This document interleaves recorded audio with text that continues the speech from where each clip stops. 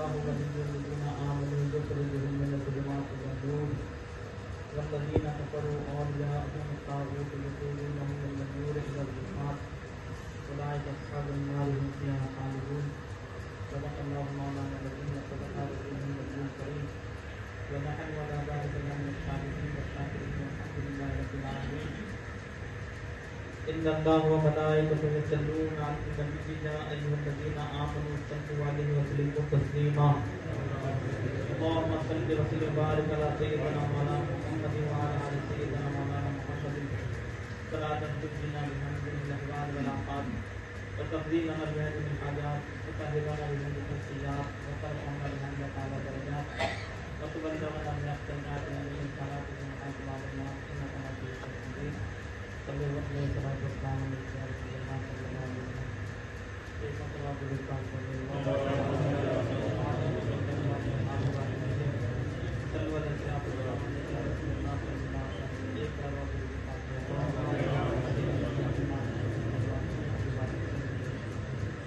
اللہ تبارک تعالیٰ کا دین یہاں پر کرم ہے.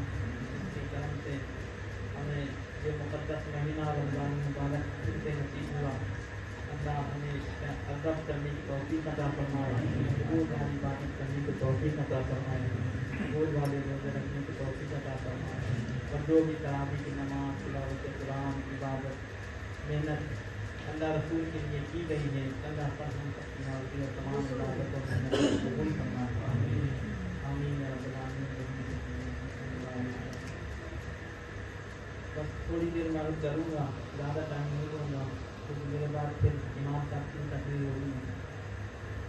تو کچھ خاص باتیں بس روزے سے متعلق اور کچھ روحانیت کے متعلق عرض کروں گا. اللہ تبارک تعالیٰ مجھے آپ کو عمل کو توفیق عطا فرمائے. اللہ تبارک تعالیٰ ارشاد فرماتا ہے کہ اللہ ولی ہے. اللہ ولی الذین آمنوا یخرجهم من الظلمات الی النور. اللہ مددگار ہے مومنوں کا جو انہیں اندھیروں سے نکال کر نور کی طرف لاتا ہے. والذین کفروا اولیاءهم الطاغوت یخرجونهم من النور الی الظلمات. اور کافروں کے مددگار شیاطین ہیں جو انہیں نور سے نکال کر اندھیروں کی طرف لے جاتے ہیں. اولئک اصحاب النار هم فیہا خالدون. اور وہی جہنمی اور انہیں ہی رہنا ہے ہمیشہ اس میں. تو مومنوں کا مددگار, مسلمانوں کا مددگار اللہ ہے. اللہ ولی, ولی کا معنی مددگار بھی ہوتا ہے, ولی کا معنی دوست بھی ہوتا ہے, ولی کے کئی معنی ہیں, لیکن یہاں معنی میں مددگار بھی ہوتا ہے.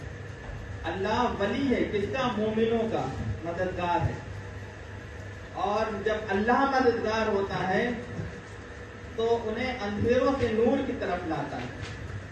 تو ایک نے یہاں سے ایک معنی اس کا, اور کیونکہ یہ قرآن ہے, قرآن کے بے شمار معنی ہیں.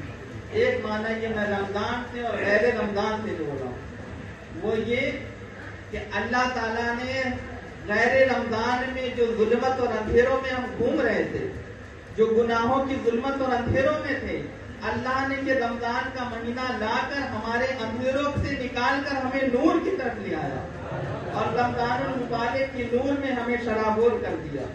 اور گناہوں میں جو اندھیرے میں پھنسے تھے وہ عبادت کے نور میں آ گئے, جو ظلمت کے اندھیروں میں تھے وہ طاعت اور بندگی کے نور میں آ گئے. ہم نماز جو غفلت میں تھے, بے نمازی کے اندھیروں میں تھے, تو نماز کے نور میں آ گئے. اور بے پرہیزگاری کے نور اندھیروں میں تھے تو روزے اور تقویٰ کے نور میں آ گئے. تو اللہ ہمارا مددگار ہوتا ہے رمضان میں, اور ایسا مددگار ہوتا ہے کہ گناہوں کے اندھیروں سے نکال کر ہمیں اپنی طاعت, اپنی بندگی, اپنی عبادت اور تقویٰ کے نور کی طرف لے آتا ہے. اور ہمارا ایمان لیزدادوا ایمانا مع ایمانہم, ایمان پہ ایمان بڑھا دیتا ہے. عام دنوں میں بھی ہم مسلمان ہوتے ہیں, لیکن رمضان میں کچھ پکے مسلمان ہو جاتے ہیں.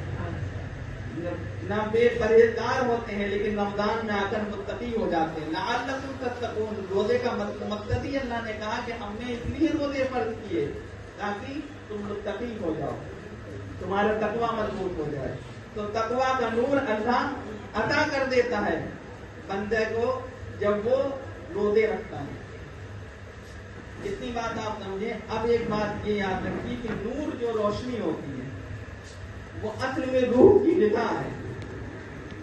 روح کی غذا ہے. جس طرح ہمارے جسم کی غذا کھانا پینا ہے، کیونکہ انسان مٹی کا بنا ہے اس لیے اس کی غذا بھی مٹی کی ہے. جتنے بھی ہم کھاتے ہیں پھل پھول اناج یہ سب مٹی ہے. تو ہم لوگ مٹی کے بنے اس لیے مٹی کی غذا، جسم مٹی کا بنا ہے اس لیے اس کی غذا بھی مٹی ہے. اور روح جو ہے وہ نور ہے. روح من امر ربی، اللہ کی صفت سے نور ہے. اللہ کی صفت کا پرتو نور ہے، روح ہے. روح جو ہے وہ اللہ کے نور کی صفت کا پرتو ہے. اللہ کی صفت کا روح من امر ربی، امر ربی ہے. تو روح کی جو نور ہے، روح کی جو طاقت ہے وہ نور ہے. روح کی جو طاقت ہے وہ نور ہے. اور نور کہاں سے ملتا ہے؟ نور عبادت سے ملتا ہے. نور ذکر الہی سے ملتا ہے. نور تلاوت قرآن سے حاصل ہوتا ہے. نور نماز تراویح پڑھنے سے آتا ہے. نور تقویٰ طہارت سے آتا ہے. اللہ کی ایمان اور عبادت میں مشغول رہنے سے آتا ہے. تو اس سے جب جیسے نور بڑھتا جاتا ہے ویسے ویسے روح طاقتور ہوتی جاتی ہے. تو جسم کی غذا جیسے کھانا پینا ہے، اگر کھانا پینا دینا بند کر دو تو جسم کمزور ہو جاتا ہے. اور اسی طرح روح کی غذا نور ہے. اور نور جب روح کو ملتا ہے تو روح پاورفل ہو جاتی ہے. اب روح کو کیوں اللہ نے اتنا طاقتور بنانے کا حکم دیا کہ تم روزے رکھو، گناہوں سے بچو، اور عبادت کا نور، تراویح کا نور، تلاوت قرآن کا نور، ذکر الہی کا نور، اتنی زیادہ کثرت کرو کہ روح اتنی مضبوط ہو جائے کہ 11 مہینہ آٹومیٹک چلے، اتنی پاورفل ہو جائے کہ اگر غفلت نہ آ جائے تو کم سے کم اتنا تو رہے کہ ایمان سلامت رہے. تو روح 70 گنا اس لیے اور اللہ نے اپنے فضل سے اور درجہ بڑھا دیا کہ اور دنوں میں نیکی کرو گے تو ایک نیکی پہ ایک نور ملے گا، لیکن رمضان میں کرو گے تو 70 درجے بلند زیادہ ہوں گے، 70 درجہ زیادہ نور عطا ہوگا. تو اتنی زیادہ پاورفل روح کو بنانے کا مقصد کیا ہے؟ مقصد یہ ہے کہ اگر جسم ہمارا صحت مند ہوگا تو ہماری دنیا بہتر ہوگی. جسم کی صحت کے بغیر دنیا کے کام کاج نہیں چل سکتے. اسی طرح روح کی جب مضبوط ہوگی تو ہماری آخرت سب سے اعلیٰ ہوگی، کیونکہ جنت بھی نور ہے اور اس میں جانے والے بھی نور ہوں گے. کیونکہ جنت نبی کے نور سے بنی، جنت نبی کے نور سے بنی، اور جو نبی کے نور سے بنی تو اس میں جانے والا وہی ہوگا جو سراپا نور ہوگا، جس کی روح اللہ اس کے رسول کے ذکر و اطاعت کے نور سے منور ہو چکی ہوگی. اتنی بات آپ سمجھیں. اب یہ سمجھے تو اس لیے حضور نے فرمایا کہ جس کے اندر اللہ کا ذکر ہے تو ذکر کرنے والے زندہ ہوتے ہیں، اور جو ذکر الہی سے غافل ہوتے ہیں وہ مردہ ہوتے ہیں. حضور نے فرمایا اپنے گھروں کو قبرستان نہ بناؤ، ان میں بھی تلاوت قرآن پڑھو، نماز پڑھو، اللہ کا ذکر کیا کرو. اپنے گھروں کو قبرستان، جس گھر میں اللہ کا ذکر نہ ہو وہ گھر نہیں قبرستان ہے. جو انسان اللہ کا ذکر نہ کرے وہ انسان زندہ نہیں مردہ. تو اس لیے ذکر الہی سے انسان کے بندے کا ذکر الہی سے بندہ زندہ ہوتا ہے، اس کی روح زندہ ہوتی ہے. تو اتنی بات آپ سمجھیں. تو اب یہ اللہ کا مقصد کیا ہے کہ روح اتنی بلند کیوں کروا رہا ہے، اتنی طاقتور کیوں بنانا چاہ رہا ہے؟ وہ اس وجہ سے کہ روح ہی حقیقت ہے، اصل ہے. ہم جیسے انسان کہتے ہیں، پہلے انسان کی حقیقت سمجھے. ہم جب تک روح جسم میں موجود ہے، دو چیز کا ملن ہے نا، انسان کا جسم اور روح جب ملا ہے تب اسے انسان کہتے ہیں، تب اس کا نام رکھا گیا. یہ فلانے ہیں، یہ فلانے ہیں، ان کا نام یہ ہے. لیکن جس وقت بھی اچھا جو چیز دکھتی نہیں، نہ نور دکھتا ہے اور نہ روح دکھتی ہے، تو جو چیز دکھتی نہیں جاہل انسان وہ سمجھتا ہے کہ اس کی کوئی حقیقت نہیں. لیکن اللہ کے نزدیک اصل شے ہی وہ چیز ہوتی ہے جو دکھ نہیں رہی ہوتی ہے. نہ نور دکھ رہا ہے جس میں آپ کی آخرت ڈیپینڈ ہے، اور نہ وہ روح دکھ رہی ہے جو آپ کی جسم میں موجود ہے. اور کیوں؟ اگر مثال کے طور پر آپ کو انکار کرے تو اس کو یوں سمجھایا جا سکتا ہے کہ بندے تیرا نام یہ ہے. مثال کے طور پر کسی کا نام عبد الرحمان ہے یا عبد السلام، ایک مثال دے رہا ہوں. اب اس کو عبد السلام کہہ کے لوگ پکار رہے ہیں، اور یہ کب تک ہے؟ جب جسم روح ہے. لیکن جس وقت بھی روح نکل گئی اب وہ اس کی روح جو نکلی جو نہ دکھنے والی شے تھی، وہ جیسی نکلی تو اب اسے انسان نہیں کہیں گے، ان کا نام لے کر نہیں پکاریں گے، بلکہ کہیں گے کہ یہ میت ہے، یہ مردہ ہے، نام بدل دیا جائے گا، گھر سے باہر رکھ دیا جائے گا۔ تو وہی شے اصلیت تھی جو اسے عبد الرحمان بنائے ہوئے تھی، عبد السلام بنائے ہوئے تھے، عبد المالک بنائے ہوئے تھی، وہی اصل تھی روح۔ جب تک وہ تھی تو نام سے پکارا جا رہا تھا، اور وہ نکل گئی تو اس کو نام سے بھی نہیں پکارا جا رہا، کہا رہا ہے مٹی ہے، کوئی کہہ رہا میت ہے، کوئی کہہ رہا جنازہ ہے، نام بھی نہیں لے رہا، گھر میں بھی رکھنے کو تیار نہیں، 24 گھنٹے کے اندر گھر کے باہر۔ تو ساری چیزیں ختم ہو گئی اگر روح نکل گئی۔ تو اس لیے انسان کی حقیقت روح ہے۔ اللہ کہہ رہا ہے کہ بندے تو اپنی روح کو طاقتور کر، اسی روح کے ذریعے تیری آخرت بلند ہونی ہے۔ تیری دنیا کی حقیقت یہ ہے کہ تیرا جسم جس کو تو موٹا توانا کرتا ہے یہ تو مٹی کھا جائے گی، اصل تیری روح ہے۔ اگر تیری روح دنیا میں طاقتور ہو گئی تو اس روح کی برکت سے قبر میں تیرا جسم بھی سلامت رہے گا۔ اس لیے روح پر محنت کرو، عبادت کرو، طاعت کرو، روزہ رکھو، رمضان میں بھی، رمضان کے بعد بھی۔ اور اللہ جب رمضان میں ہمارا مددگار ہے، اندھیروں سے نور کی طرف لے آیا، تو اب ہمیں یہ چاہیے کہ ہم ہمیشہ رمضان کی طرح نور ہی نور میں رہیں، پھر سے ظلمت میں نہ چلے جائیں، پھر سے گناہوں کے اندھیروں میں نہ چلے جائے، بلکہ نماز کا نور ہمیں نصیب ہوا ہے تو یہ مرتے دم تک نماز کا نور قائم رہے، ہمیشہ ہم نمازیں پڑھتے رہیں۔ تقویٰ کا نور آیا ہے تو ہمیشہ تقویٰ میں رہیں۔ اتنی بات آپ سمجھیں۔ ایک بات اور سمجھیے، اسی طرح جو ہم اعمال کرتے ہیں ان کی بھی روح ہے۔ وضو ہم کرتے ہیں، وضو کی بھی ایک روحانیت ہے، وضو کی بھی روحانیت ہے۔ قیامت کے دن نبی کریم صلی اللہ علیہ وسلم سے پوچھا کہ یا رسول اللہ آپ اپنی امتیوں کو کیسے پہچانیں گے؟ حضور فرمائیں گے، اور حضور فرمائیں کہ میرے امتی جو دنیا میں وضو کرتے تھے ان کے وضو کو وہ آدھا چمکیں گے جن میں وہ پانی بہاتے تھے، ان کے اس نور کی وجہ سے میں ان کو پہچان جاؤں گا کہ میرے امتی ہیں، یہ میرے امتی ہیں۔ تو اتنی شان کہ باوضو رہتا تھا، تو وضو کی روحانیت آ کر شفاعت کر رہی ہے، عذاب سے بچا رہی ہے۔ اسی طرح نماز کی بھی روحانیت ہے، جیسے انسان کی میں نے کہا نا روحی حقیقت ہے جو دکھ نہیں رہی، اسی طرح نماز کا جسم بھی ہے، روح بھی ہے۔ جسم وہ ہے جو ہمیں دکھتا ہے، قیام، رکوع، سجود، لیکن اس کی روحانیت بھی ہے۔ جب بندہ خوب اچھے سے خوشو خضوع سے حضور قلب کے ساتھ جب نماز ادا کرتا ہے، حضور قلب نماز کی روح ہے، جب سوئی اور توجہ کرنا نماز کی روح ہے۔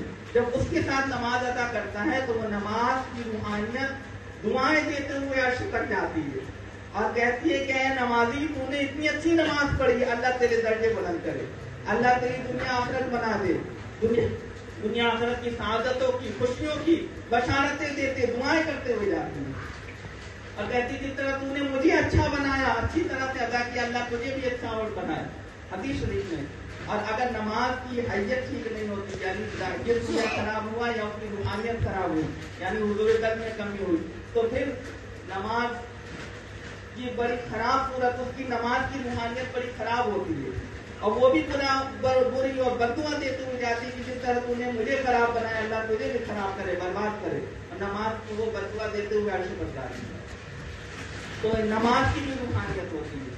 اور اسی طرح ہر دن اور مہینے کی، بلکہ آپ قرآن شریف میں آ جائیں، سورہ ملک کی بھی روحانیت ہے، یعنی ہر سورے کی، پورے قرآن کی روحانیت ہے، پورے قرآن کی۔ ایک سورہ ملک کی حضور نے فرمایا کہ اس کی روحانیت ایسی ہے کہ قیامت کے دن یہ اللہ کی بارگاہ میں اپنے پڑھنے والے کے لیے شفاعت کرے گی اور لڑے گی، اللہ سے جھگڑا کرے گی، یا اللہ اسے بخش دے، اس کی مغفرت کر کے بھی دنیا میں سورہ ملک پڑھا کرتا تھا، یعنی مجھے پڑھا کرتا تھا۔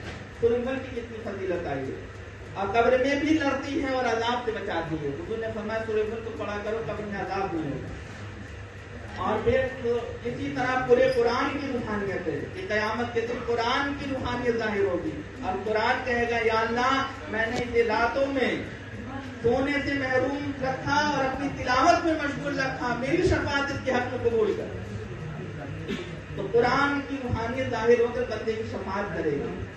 تو اس لیے قرآن کی تلاوت جو آپ نیک عمل کرتے ہیں سب کی روحانیت ہے، جو وقت فوقتاً اللہ کی بارگاہ میں شفاعت کرتے ہیں، آپ کے لیے دعائیں کرتے ہیں، اور اسی طرح دن اور مہینوں کی یہ رمضان کا سرکار غوث پاک کے پاس وہ ساری روحانیت ظاہر ہوا کرتی تھی. کوئی غوث پاک کے پاس کوئی ایسا دن نہیں تھا جو آتا اور آپ کو سلام نہ کرتا آنے سے پہلے اور اپنا حال نہ بتاتا کہ آج یہ دن ہے یا غوث اعظم اور میرا سلام ہو آپ پر اور میں آج یہ دن ہے اور آج کے دن میں یہ ہونے والا ہے. آپ کو ساری خبر دیتا. اور کوئی ہفتہ ایسا نہیں تھا جس کی شکل و صورت روحانیت نہ ہو اور غوث اعظم کے پاس آ کر سلام نہ کرے آنے سے پہلے اور اپنا حال نہ بتائے کہ یا غوث اعظم آج اس ہفتے میں یہ ہونے والا ہے. اور غوث پاک کی بارگاہ میں کوئی ایسا مہینہ نہیں تھا جس کی روحانیت نہ آتی ہو. ہر مہینہ آتا تھا، حتیٰ کہ رمضان آتا سرکار غوث پاک کے پاس ہر مہینے آتے تھے. آنے سے پہلے ایک دن پہلے آتے اور سلام عرض کرتے اور اس مہینے میں جو کچھ ہونے والا ہے اچھا برا وہ غوث پاک کی بارگاہ میں عرض کرتے. اور سرکار غوث پاک فرماتے تھے کہ اگر اس مہینے میں اللہ نے شر رکھا ہوتا، بربادی رکھی ہوتی، جو گھٹنائیں رکھی ہوتی تو وہ بڑی خراب شکل میں آتا تھا. اور اگر اللہ نے اس میں بڑی سعادت رکھی ہوتی، بڑی نیکی رکھی ہوتی، خوشحالی رکھی ہوتی، آبادی رکھی ہوتی تو بڑی خوبصورت اور اچھی شکل میں وہ مہینہ ظاہر ہوتا تھا. تو ہر مہینے کی بھی، ہر دن کی بھی اور ہر دن کی بھی روحانیت ہے اور غوث پاک کے بارگاہ میں سلام عرض کرتے ہیں. اور اسی طرح روزے کی بھی روحانیت ہے. قیامت کے دن نبی کریم صلی اللہ علیہ وسلم جب شفاعت فرما رہے ہوں گے، شفاعت جب فرما رہے ہوں گے تو شفاعت میں جب عین اسی وقت روزہ آ جائے گا، رمضان کا مہینہ آ جائے گا اور کہے گا یا اے اللہ کے رسول میری گزارش ہے کہ آپ ان کی شفاعت نہ کریں. رمضان یہ کہے گا، روزہ یہ کہے گا. حضور فرمائیں گے کیوں؟ کہیں گے یا رسول اللہ یہ وہ شخص ہیں جو رمضان میں روزہ نہیں رکھتے. تو روحانیت جو ہوتی ہے روزے رمضان کی، یہ دعائیں بھی دیتی ہیں، بددعائیں بھی کرتی ہیں. اور روزہ بھی روحانیت اللہ کی بارگاہ میں ظاہر ہو کر شفاعت کرے گا اور کہے گا یا اللہ یہ دنیا میں روزہ رکھا کرتا تھا جس کو جنت عطا کر دے، میں نے اسے دن بھر بھوکا پیاسا رکھا تیری رضا کے لیے، تیری رضا کے لیے سے میں نے کھانے پینے سے روکے رکھا، اس کے حق میں میری شفاعت قبول کر. اللہ اس روزے کی دعا سے، اس رمضان کی دعا سے اسے جنت عطا کر دے گا. اور اسی طرح بس آخری بات ختم کر رہا ہوں. اور اتنی بات بہت، جو میں تھوڑی سی بات کر رہا ہوں لیکن بہت نچوڑ والی بات ہے یہ. اور آخری بات میں بات ختم کر رہا ہوں. سمجھیے گا کہ کسی طرح اچھے برے ہر اعمال کی روحانیت ہوتی ہے اور آپ کو محنت یہ کرنی ہے کہ ان روحانیت کو خوش رکھنا ہے اور نماز کو اچھے طریقے سے ادا کرے، عبادت اچھی طرح کرے، اچھے طریقے سے. جتنی زیادہ اچھے طریقے سے ادا ہوگی اتنی زیادہ ان کی پاورفل، ان کی دعائیں آپ کو نصیب ہوگی. مثال کے طور پر کوئی دنیا میں بڑے کام کر رہا ہے لیکن نماز ہی کی بددعائیں لیے گھوم رہا ہے تو کہاں سے خوش ہو سکتا ہے؟ اپنی عبادت اعمال کی بددعائیں لیے گھوم رہا ہے اور کوئی کامیاب ہو رہا ہے تو ہو سکتا ہے اس کی نماز، عبادت، اس کا ذکر جو اللہ کی بارگاہ میں جا رہا ہے کہ وہی اتنی اس کو دعائیں دے رہا ہے کہ اس کے سارے دنیا آخرت کے سارے کام بنتے جا رہے ہیں. اسی طرح بندہ جب قبر میں جائے گا، قبر میں جو عذاب ہوگا، اب ایک بات خاص میں سمجھا رہا ہوں، یہ تو اچھے اعمال کی بات تھی نا، اسی طرح برے اعمال کی بھی روحانیت ہے. آپ جو جھوٹ بولتے ہیں اس کی بھی روحانیت. مولانا شیخ خدا کرم اللہ حضور کریم فرماتے ہیں کہ جو شخص بھی توجہ میری طرف کی، مولانا نے فرمایا جو شخص بھی گالی بکتا ہے قبر میں اس کی ایک گالی پر ایک بچو تیار کر لینا ہے. گالی پر، اب ایک گالی پر ایک بچو یعنی جو گالی ہے اس کی روحانیت بچو کی شکل میں. اس کا مطلب یہ اللہ کوئی ایکسٹرا طور پہ تمہیں کوئی عذاب نہیں دے گا بلکہ وہی خود دے گا. اللہ خود فرماتا ہے، اللہ خود تمہارے پر 70 ماؤں سے زیادہ مہربان ہے. اللہ فرماتا ہے کہ میں اپنے بندوں پر کبھی ظلم نہیں کرتا بلکہ بندے وہی کچھ دیکھتے ہیں جو ان کے اپنے ہاتھوں کی کمائی ہے. جو تم گناہ کرتے ہو انہی کی روحانیت قبر میں اور عذاب کی شکل میں ظاہر ہوگی. جیسے کہ بچو ایک مثال مولا علی نے فرما دی کہ گالی کی گالی بستی ہے تو اسی طرح بچو بھی ڈنک مارتا ہے، ایک نسبت دے دی مولا علی نے. اسی طرح دیگر جو بندے گناہ کرتا ہے جھوٹ کے اور جتنے بھی گناہ ہیں اس کی بھی الگ الگ عذاب کی شکل میں روحانیت ہوگی جو قبر میں عذاب کے طور پر آئے گی، حشر میں عذاب کے طور پر آئے گی۔ اس لیے بندہ جب گناہوں سے بچے تو ایسی روحانیت سے محفوظ رہے گا، اور جو اچھی اس کے نیک اعمال ہوگی ان کی بھی شکل اور روحانیت ہے جو قبر میں آئیں گی۔ جیسے حدیث میں ہے کہ جب بندہ قبر میں ہوگا تو سب سے پہلے جو اس نے دنیا میں برے کام کیے ہوں گے، گناہ کیے ہوں گے، ان کا عذاب سر سے سرہانے سے آئے گا، تو نماز کھڑی ہو جائے گی اور کہے گی، نماز کی روحانیت آ جائے گی، اور نماز کہے گی اس پر عذاب مت دو، چھوڑ دو اس کو، کیونکہ یہ دنیا میں نماز پڑھا کرتا تھا۔ پھر عذاب اس کے جو برے کام کے اعمال کے ہیں اس کی روحانیت دائیں طرف سے آئے گی، سیدھے ہاتھ کی طرف سے، تو روزہ کھڑا ہو جائے گا اور کہے گا اسی پر عذاب مت کرو، یہ دنیا میں روزہ رکھا کرتا تھا۔ پھر اس کی برے اعمال کی روحانیت عذاب کی شکل میں الٹی بائیں سائڈ سے آئے گی، ادھر سے آئی تو ادھر پھر زکات کھڑی ہو جائے گی، وہ کہے گی کہ یہ دنیا میں زکات دیا کرتا تھا، اس پر عذاب مت کرو۔ پھر پاؤں کی طرف سے آئیں گے، اس کی دنیا میں اور تلاوت قرآن، ذکر الہی اور جو بھی اور آدھو وظائف عبادت کیا کرتا تھا وہ اعمال کھڑے ہو جائیں گے اور کہیں گے اس پر عذاب مت دو، یہ دنیا میں یوں یہ عبادت کیا کرتا تھا، تو چاروں سمت سے وہ عذاب سے محفوظ ہو جائے گا۔ اچھے اعمال برے اعمال کی روحانیت سے محفوظ کریں گے۔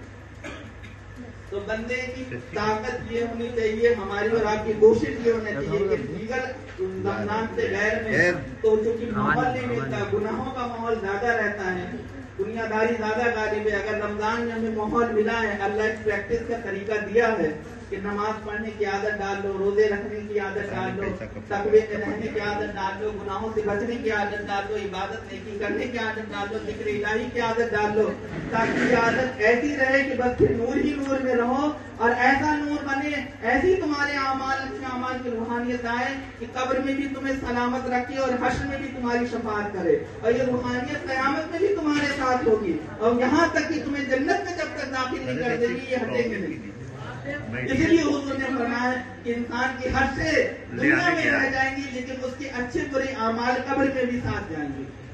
یہ حدیث شریف کا یہی مفہوم ہے کہ اس کی روحانیت جائے گی، جو تمہارے اچھے برے فیصلے ہوں گے وہ اللہ نہ کسی پر عذاب کرتا ہے نہ ثواب، اللہ تو فضل والا ہے، وہ تو بغیر اس کے بھی بخش دے گا، لیکن اللہ نے ایک اصول بنایا ہے شریعت کا اور ایک معیار قائم کیا ہے، اپنے نبیوں کو بھیجا ہے، ایک شریعت دی کہ اس کو فالو کرو، تم اپنے نیک اعمال درست کرو اور برے اعمال کو پرہیز کرو تاکہ تمہاری دنیا آخرت دونوں بن جائے۔